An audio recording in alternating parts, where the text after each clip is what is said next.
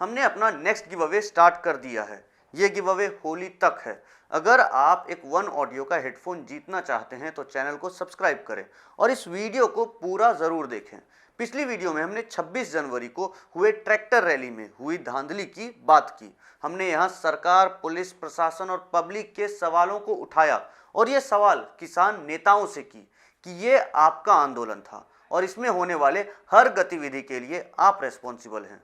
अगर आपने ये वीडियो नहीं देखा है तो ज़रूर देखें, लिंक डिस्क्रिप्शन में है या फिर आप इधर आई बटन से एक्सेस कर सकते हैं। एक सवाल अभी तक हमारे जहन में बसा हुआ है कि जो किसान आज तक इतनी शांतिपूर्वक तरीके से आंदोलन कर रहे थे वो अचानक इतने उग्र कैसे हो गए। और इसलिए हमने अपने लास्ट वीडियो को एक सवाल पर ख़त्म किया था कि इस धांधली से किसको फ़ायदा मिला, क्योंकि ताली एक हाथ से नहीं बजती।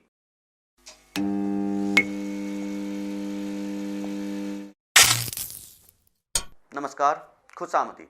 नजरिया एक जरिया के इस सेगमेंट में हम 26 जनवरी वाले इंसिडेंट पर आज बाकी के पक्षों से सवाल करेंगे।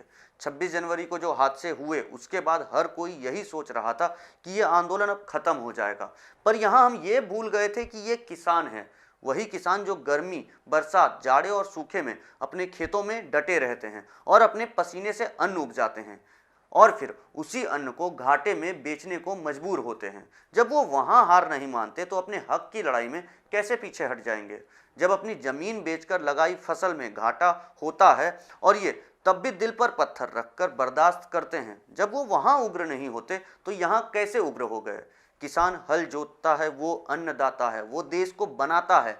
ऐसे किसान कैसे अपने ही देश को तोड़ सकता है और अपने ही देश को बदनाम कर सकता है। ये तो पॉलिटिशियंस का काम है। और अगर हम भारतीय किसान की बात करें तो वो पॉलिटिशियंस नहीं हैं, नहीं तो वो भी आज लंबी लंबी गाड़ियों में घूमते और इनके बच्चे भी विदेशी स्कूल्स और कॉलेजेस में पढ़ते। ये किसान भारत की पहचान है, ये हमारे देशवासियों के बर्दाश्त करने की क्षमता की पहचान है। ये उग्र नहीं हो सकते। पर 26 जनवरी को जो हुआ वो सबने देखा और सब यही कह रहे थे कि ये किसान नहीं हो सकते। तो ये किसान थे भी नहीं जिसने ये उग्र हरकत की, ये भाड़े के गुंडे थे जो इस पवित्र आंदोलन को धूमिल करने आए थे। हम यहाँ किसी एक को टारगेट नहीं कर रहे कि ये गुंडे किसी एक पार्टी, सरकार या ऑर्गेनाइजेशन के थे, पर किसी न किसी का हाथ तो इस धांधली के पीछे था और ये तो कोई भी कह सकता है कि वो हाथ किसान का नहीं था। 26 जनवरी को हुए अराजकता से हमारे मन में कुछ सवाल आए हैं और ये आपके भी मन में आए होंगे। अगर नहीं तो हो सकता है ये सवाल सुनकर आप भी सोचने पर मजबूर हो जाएं।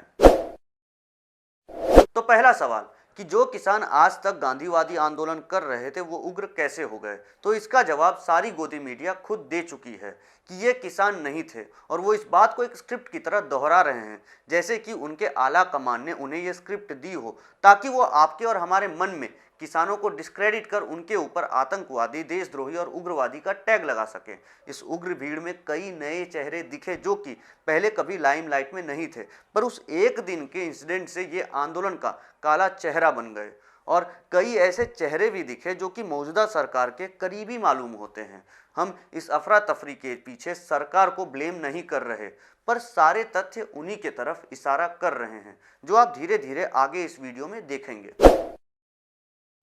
दूसरा सवाल कि अगर कुछ उग्र लोगों ने इस रैली को इन्फिल्ट्रेट कर भी लिया तो लाल किले में इतने लोग कैसे जमा हो गए, तो इसका सीधा जवाब है इंसानों की फितरत। इंसान हर हद तक कोशिश करता है कि वो अपने कष्ट और दुखों को अपने अंदर समेटे रखे, पर मौका मिलने पर या एग्जाम्पल सेट होने पर वो इस गुस्से को बाहर निकाल ही देते हैं। अब समझिए कि जो किसान महीनों से अपने गुस्से को कंट्रोल करके एक शांतिपूर्ण आंदोलन कर रहे थे वो कुछ लोगों को तोड़फोड़ करते देखते हैं और इस कारण वो भी उत्साहित हो जाते हैं कि शायद यही करके वो अपनी बात मनवा सकते हैं। यहाँ ब्लेम उन कुछ उग्र लोगों को जाता है जो इन भोले पर गुस्से से भरे किसानों को एक गलत दिशा में ले गए और आज वही किसान अपनी गलती पर पछता रहा है।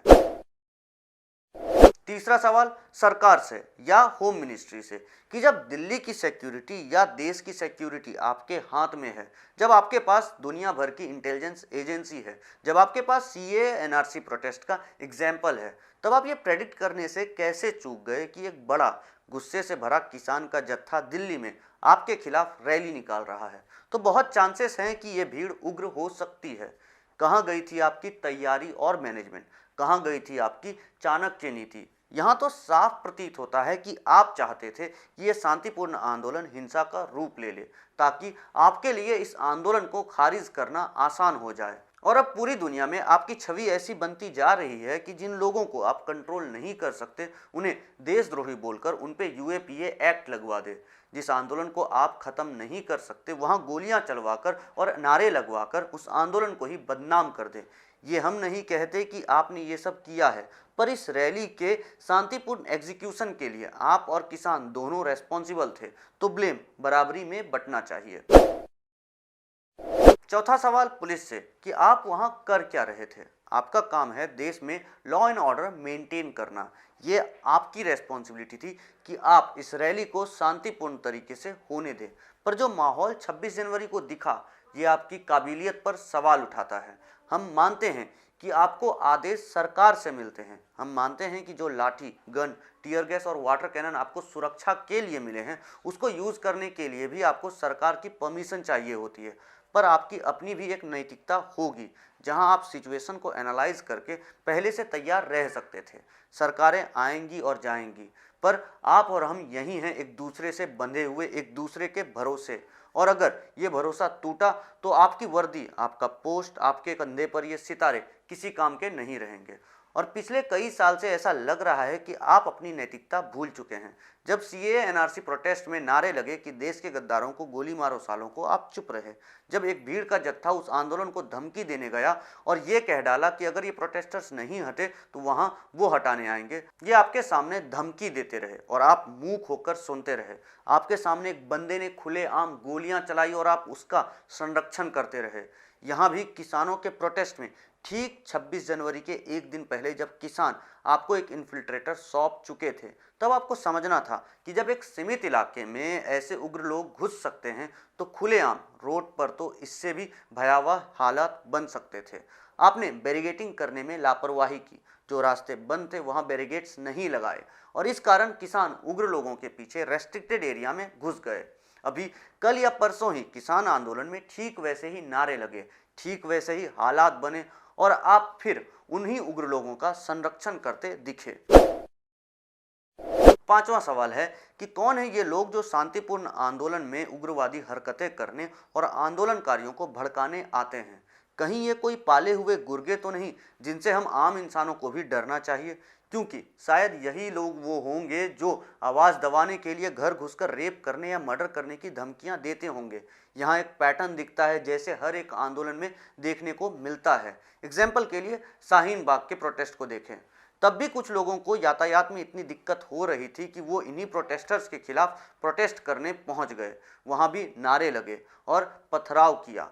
वही सेम चीज़ हमें किसानों के आंदोलन में देखने को मिली कि पहले गोदी मीडिया आंदोलनकारियों को देशद्रोही, खालिस्तानी और आतंकवादी होने का टैग लगाते हैं और फिर एक भीड़ इन आंदोलनकारियों के खिलाफ आंदोलन निकालती है जिनको कि साफ तौर पर पुलिस का संरक्षण मिला होता है।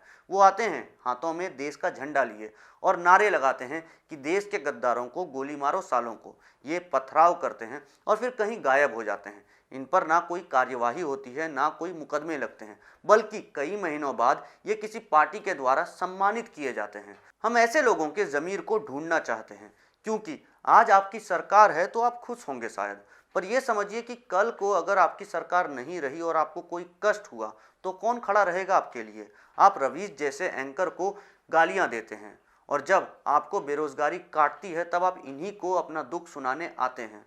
तो सरकार के साथ नहीं, देशवासियों के साथ खड़े होना सीखिए, तभी वो कल आपके साथ खड़े होने की हिम्मत करेंगे।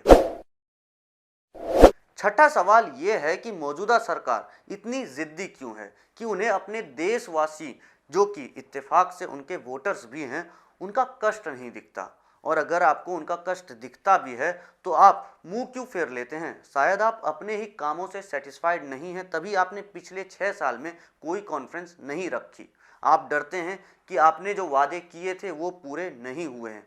और प्रेस कॉन्फ्रेंस में कोई अगर आपसे ये सवाल कर गया तो जवाब क्या देंगे आप ठीक अंग्रेजी हुकूमत की तरह डिवाइड एंड रूल का रवैया अपना रहे हैं, जहां आप देशवासियों को धर्म, कास्ट, सेक्स और पॉलिटिकल अलाइनमेंट के नाम पर तोड़ना चाहते हैं। और अगर इन सब से बात ना बने तब आप ऐसे लोगों को देशद्रोही बोलकर लोगों की सहानुभूति इन लोगों से छीनना चाहते हैं। भाई एक सिंपल सी बात है कि आप समझते हैं कि ये कानून जरूरी है लोगों के लिए, पर जब लोग इस बात से इत्तेफाक नहीं रखते तो क्यों जबरदस्ती करते हैं आप, क्यों ऐसे कानून लोगों पर थोपते हैं। और अगर आप ये समझ रहे हैं कि ये आंदोलनकारी ना समझ हैं तो उन्हें एक एग्जाम्पल दें। हमने अपनी इस वीडियो में एक तरीका बताया था कि आप जीएसटी की तरह इस कानून को कुछ स्टेट्स में लागू करें और जो इसका फायदा देख सकते हैं उन्हें ये कानून भेंट में दें।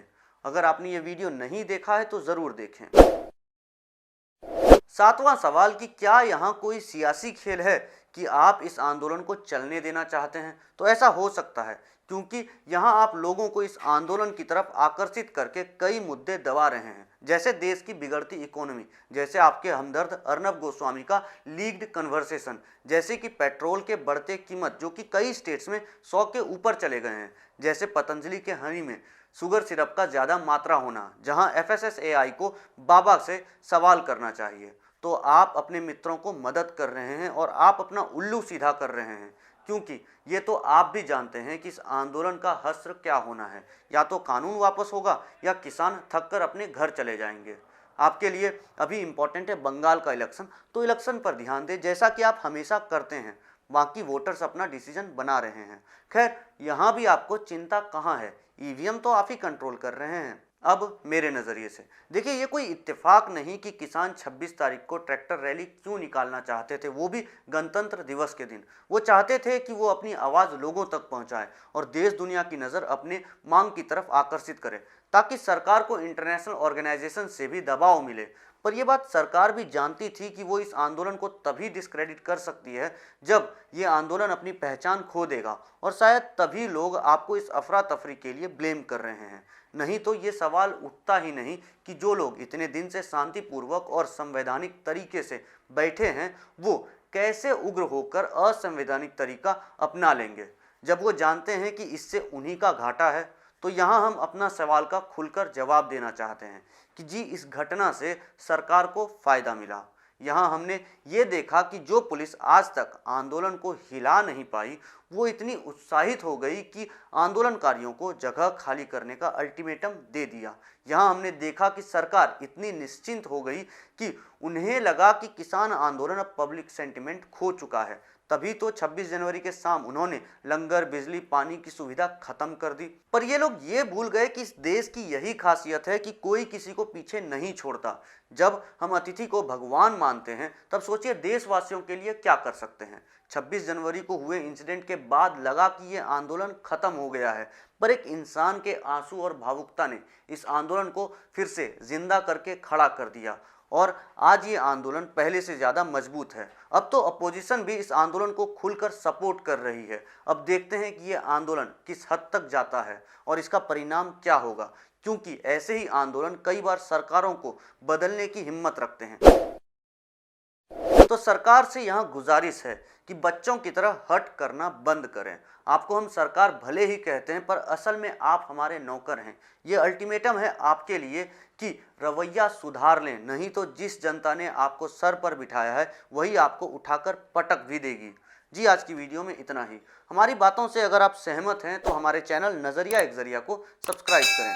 अगर कोई रिक्वेस्ट, सजेशन या डिमांड हो या अपना नज़रिया बताने के लिए कमेंट करें। वीडियो अच्छा लगा तो लाइक करें और इस नज़रिया को लोगों तक पहुंचाने के लिए शेयर करें।